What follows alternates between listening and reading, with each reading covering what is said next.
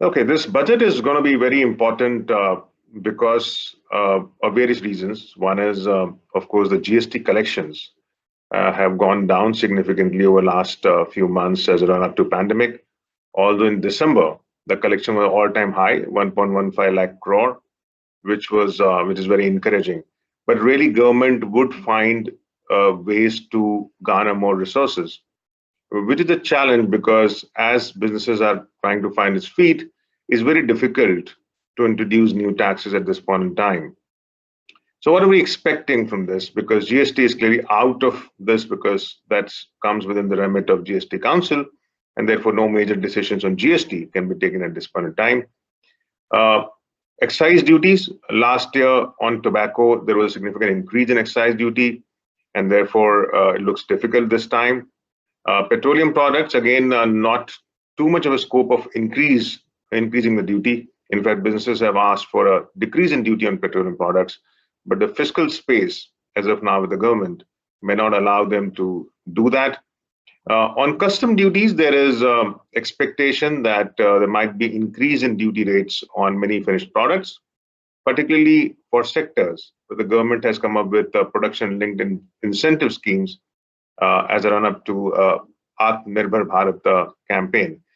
These sectors could include consumer electronics, consumer durables, it could be auto, furniture, and so on and so forth. So there is thinking that on many of these sectors, you might see an increase in duty rates on the finished product.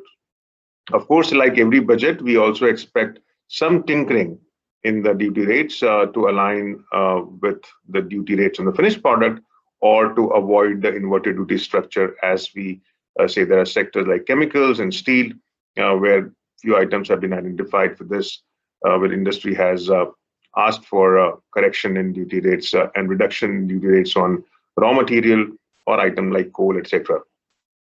There is also expectation that government might want to come up with some kind of amnesty scheme for customs. Last year, for service tax and excise, it was brought in. Income tax, of course, is going on as well.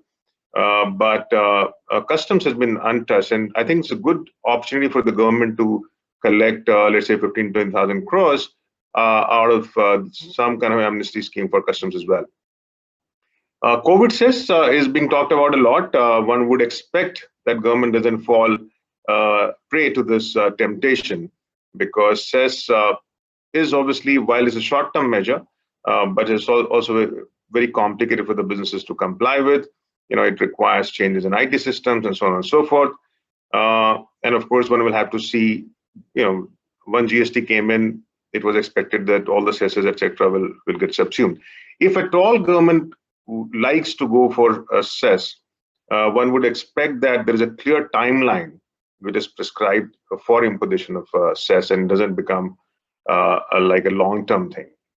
Last but not the least, I'm also expecting something on the export incentives. There is a lack of clarity on that as of now, particularly for the MSMEs, what happens to the SEIS and things like that for 1920 and subsequent. Government has come up with a new scheme from January 1 this year, replacing the earlier MEIS scheme, but the rate has not been notified as yet. So some bit of clarity on that will be useful. And I'm also expecting some announcements about the tax administration and how government is going to use the technology and integration between direct tax and indirect tax as we shape up the tax administration of the future. So that is all as far as budget expectation from indirect tax is concerned.